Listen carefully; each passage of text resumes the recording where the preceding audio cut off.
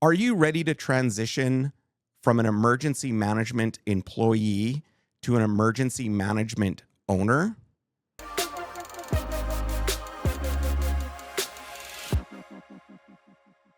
My name's Brad Eisen. I'm with Hazardscape, and we are working to advance Indigenous emergency management across Canada by supporting Inuit, Métis, and First Nations peoples with emergency management and emergency services experience. And we're also helping beginner on reserve and off reserve emergency management coordinators get established for their long term career. I've been working in emergency management for 18 years, 12 of those with the government of Alberta, 7 of those with Edmonton Regional Search and Rescue.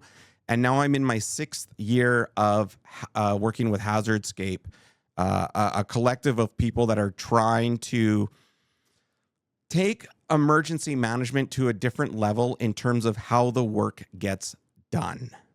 So today we're going to explore a couple of things. One, the transition from being an employee who maybe you are currently an employee or you recently left employment and you have a unique skill set, like maybe you're a wildland firefighter, maybe you have emergency management experience, maybe you were a paramedic, a structural firefighter, law enforcement, administrator of emergency management, whatever it is. We're going to explore how those skill sets are relevant for ownership. It really comes down to, how do you incorporate your skill sets in your life to create revenue for yourself and income, and whether it's just for some vacation money or for a full-time salary, how do you do that? And we're also going to explore how you can access support and a network of like-minded people that are going to help you use your skill set to, and your creativity, to build relationships, become an owner of something. Hazardscape is sort of moving away from the traditional, what I'll call consultant model, which I don't think works very well in a First Nations context because of a couple reasons. But mainly, we are coming at this from a artistic, creative, relationship, social-based lens. That's why we are moving to be a collective of people rather than a hierarchy of directors and managers and things like that. We do have an internal hierarchy, but that's mostly helps us to inform our workflow and who's responsible for what. But in terms of decision making, reporting, who gets to generate ideas and deliver those ideas and experiment with them, that's completely lateral. We try to do our best to, and I'm getting better at this. I'm not. Stacy's a little bit better at it than I am, but learning to kind of let go, delegate more, and encourage that creative spark. So, really, the first and the most difficult step in this is the courage to take that risk and start putting yourself out there.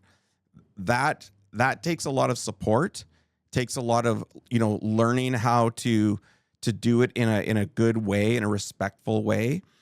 It takes a lot of risk in terms of accepting that you're going to make mistakes and screw up, and maybe you're going to say some things that people don't agree with. But at the end of the day, that doesn't matter, because being part of an owner means you get to choose who you work for. And if there are people out there that don't like you because you make mistakes, they don't want to engage with you because they don't think you're smart enough or good enough or whatever it is, put them to the side. We put them to the side and we stick with the people that we want to work with and that want to work with us.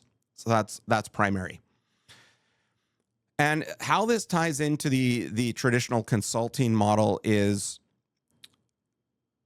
emergency management, especially on reserve and in Indigenous communities.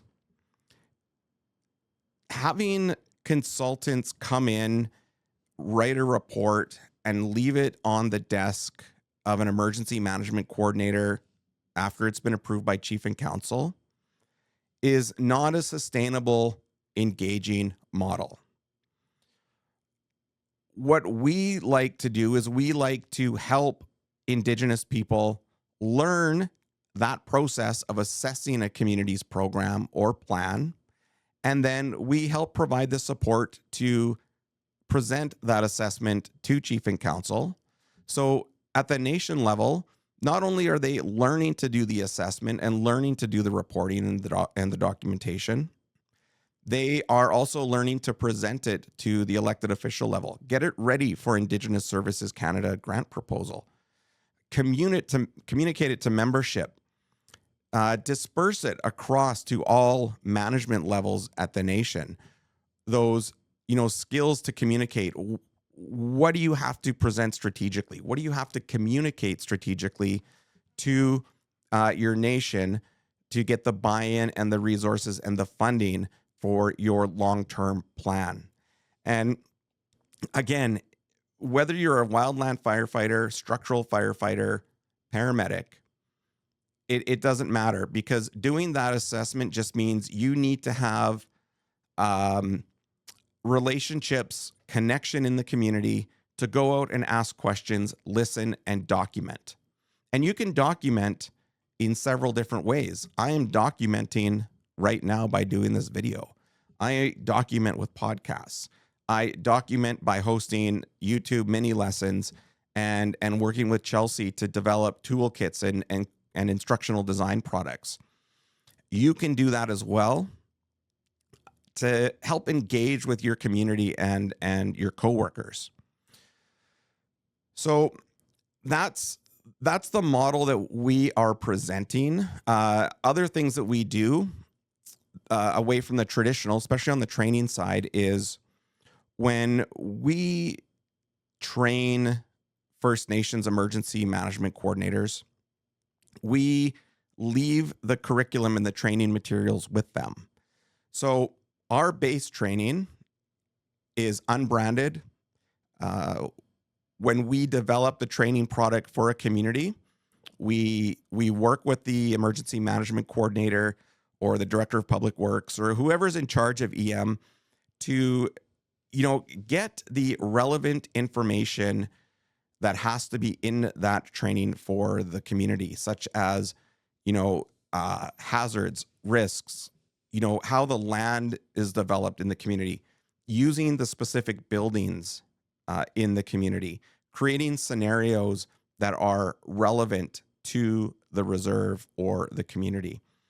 And then we brand it with the nation's symbols, colors, logo, and we leave it with the nation, and we work with the EM coordinator to make sure that they are then supported so they can start to train. We do not take the training and run away and hope that you hire us back. Other things that we do quite differently is, again, using that creative perspective. So again, you have a skill set, you have experiences that are very relevant to emergency management. We want to draw that out of you and get you to put that knowledge and experience into formats that you can use to engage your membership, your community, those you work with, your clients, your customers, whoever it might be. And, we can provide the support tools. Like, we've set up this very rudimentary sort of system so far. We're doing more every day to enhance our remote production. So, if you're in Saskatchewan or BC or wherever, we can come to you and help provide the tools and the setup so you can get going. And that's going to be key for you to building trust in your community. You can learn from us. We provide mentorship and coaching, and all of that support is in place to help you move from thinking like being an employee to thinking like an owner. And that's even if you are employed by a nation as an employee. There's a level of ownership that you have in your work that you've got to kind of think like an owner, or, I'm going to stay away from thinking like a leader, but thinking like you do, and you do have a right in that community, or a stake in that community if you're not a member. It's trying to get your mindset around, you've got the freedom and ability to access support like Hazardscape, where you can bring your ideas and your thoughts and your questions and get help to, create them and put them out there and move forward. So you're not having to do it all alone, and you're not having to do it by procuring $60,000, $70,000, $80,000 in consultant funding. As a collective, we are generating revenue from a very large mass population of people who want to contribute small amounts, and that gives them access to way more horsepower than any large consulting company can provide. And you're getting culturally appropriate, culturally competent support from people like you in communities across Canada who care about the nation, who care about your culture and your language, and they know what you've been through. So in closing, reach out. If this video has provided you any value, please comment. If you've got ideas, let me know. It could be the subject of our next video. Give us a like so other people like you can find us, learn from this, and you can find us on YouTube. You can find us on Patreon. You can send me an email. Go to hazardscape.com. Take care. Thanks for joining us at Hazardscape. You can subscribe to our YouTube and find our ad-free training videos by becoming a supporter on Patreon with a network of other Indigenous peoples looking to make their communities safer. And remember, know your Hazardscape and be prepared.